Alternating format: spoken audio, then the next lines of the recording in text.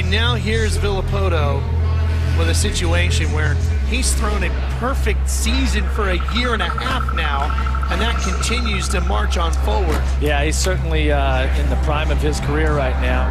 Seattle went good up until the main. Basically in the main there, I just came into one of the turns before the triple. Davey actually ended up cutting back harder than I thought he was going to, so then I really had to get on the brakes even harder. Just washed the front end out.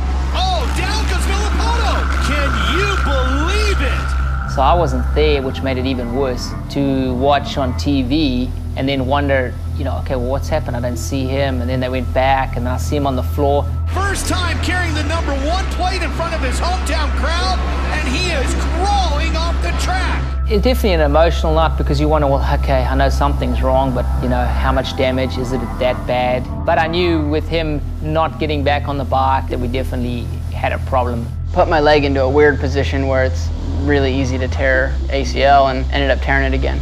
This Supercross championship already wrapped up, but so many riders thinking about the outdoor season yet to come. You can't be on top forever. And that was kind of the end of a year and a half that's been pretty much unbeatable. When that went down, it was, well, okay, when can, you know, get this thing fixed, get back on track and go from there.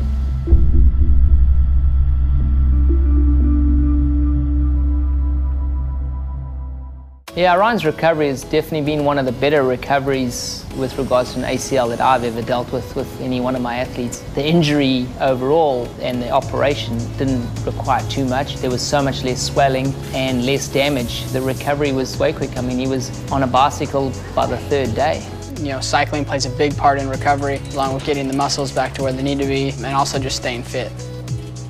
The importance of body geometry fit a lot of times can be even more important after an injury. Typically after an injury, the body develops protection patterns where it wants to move away from its pain, which causes muscle imbalances. Specific injuries, yeah, I have a lower right leg, tib and fib and ankle. You know, he could see some areas where that was affecting me. So when I measure this, it's telling me how much forefoot angle you've got. You've got more on the right side, very little on the left side. Okay, because of the ankle injury, it's probably tilting your foot a lot more. You're definitely a candidate for a little more arch support because the arch does collapse quite a bit. So the red, again, isn't really going to support that natural foot structure. Everybody has imbalances, so he lets you know where those are, what to work on when you're cycling. During the fit, what we uncovered that his saddle was a little low. So we wanted to raise the saddle a little bit so his quads weren't burning so much. Coming in off the street with a saddle height that looks like it's a little low, I wouldn't be surprised if you had frontal knee pain. The fitter found basically that the seat was a little bit low on my bike, about 5 millimeters low. But like I explained to him during the fit, 5 millimeters sometimes can make it or break it. He wasn't getting full range of motion out of the knee, which can tend to place more strain in the quads. More strain in the quads eventually leads to more strain in the knee. So I've seen a lot of knee injuries reoccur because of the improper positioning and also improper pedal stroke.